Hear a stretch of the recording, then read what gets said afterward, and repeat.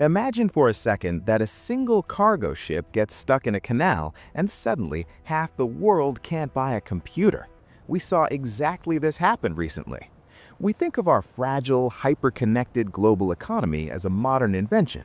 We think we're the first humans to rely on a system so massive that if one piece breaks, the whole machine stops. We aren't. Over 3,000 years ago, long before the internet, before steam engines, and before Rome was even a thought, there was a globalized network so advanced it functioned like an ancient internet. Kings in Egypt were writing letters to kings in Babylon, calling each other brother. They were trading luxury goods, exchanging doctors, and running a massive multinational supply chain. But then, almost overnight, it all vanished. Cities were burned to the ground. Entire languages were forgotten. The ancient internet went dark. This isn't a myth. This is the Bronze Age collapse, and the terrifying truth about why their world ended is exactly why ours might be next. Welcome back to Era by Era. Today, we are looking at the ancient globalization that failed. To understand how the ancient world broke, you have to understand what made it run. Today, our world runs on silicon. Without microchips, our cars don't drive, our phones don't work, and our power grids shut down. In the year 1200 BC, their silicon was bronze.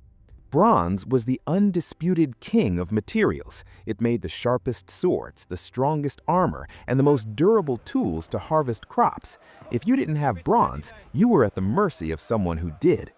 But here's the twist. Bronze doesn't just come out of the ground. It's an alloy, a recipe. You need 90% copper and 10% tin. Now, getting copper was relatively easy. The island of Cyprus was practically made of it. But tin was the rare earth metal of the ancient world. It was incredibly scarce. To make enough tin to fuel the empires of Egypt, Greece, and Babylon, it had to be mined in the mountains of what is now Afghanistan. Think about that for a second. To make a single bronze sword for an Egyptian pharaoh, the copper had to be mined in the Mediterranean, and the tin had to be hauled by donkey caravans across the deserts of Iran and Mesopotamia, a journey of over 2,000 miles. This created an absolute necessity for global trade. No single empire had everything they needed within their own borders. They were forced to cooperate. This birthed an intricate, massive web of trade routes. And we have physical proof of this. In 1982, sponge divers off the coast of Turkey discovered the Uluburun shipwreck. It was a merchant ship that sank around 1300 BC. When archaeologists brought up the cargo, they were stunned. This single ship carried copper from Cyprus, tin from Afghanistan, ivory from Africa, glass from Mesopotamia, weapons from Greece, and ebony wood from Egypt.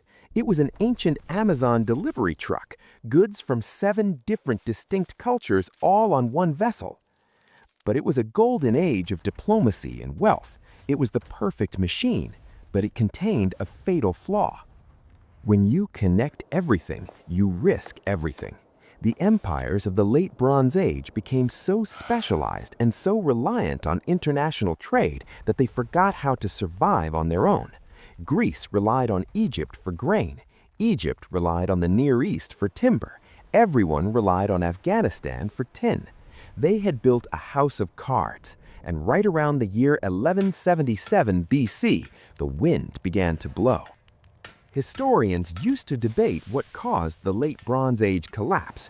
Was it earthquakes? Was it a massive drought? Or was it an invasion by the mysterious and terrifying sea peoples that Egyptian carvings talk about? The modern consensus is much scarier. It wasn't just one of those things. It was all of them. A system's collapse. Imagine you're a Mycenaean Greek king. First, a multi-decade drought hits your lands. Your crops fail, your people are starving and getting restless.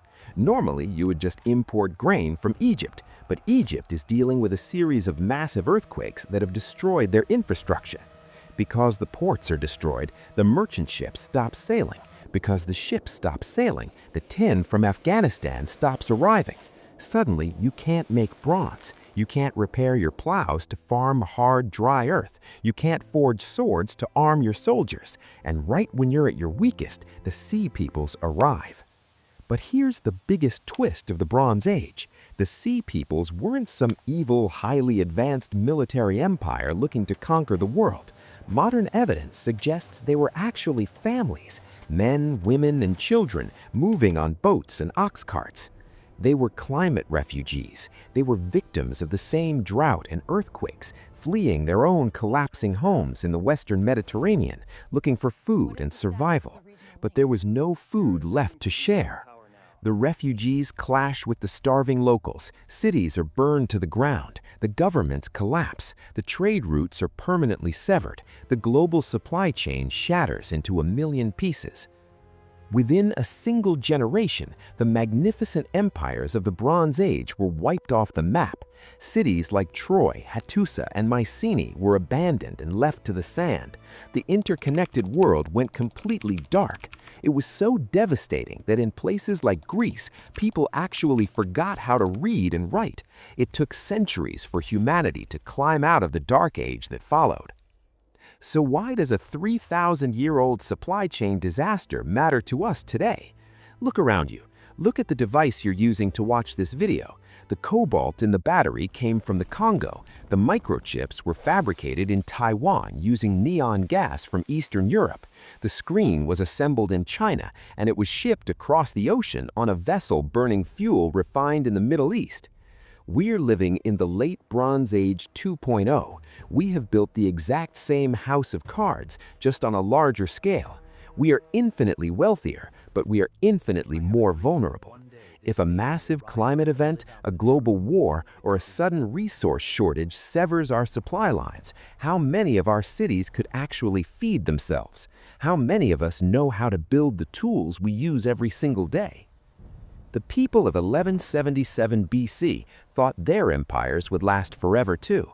They thought they were simply too big to fail. But history has a funny way of proving that nothing is permanent, and the higher you build the tower, the harder it falls. What do you guys think? Are our modern supply chains too fragile, or do we have the technology to survive a global collapse? Let me know down in the comments.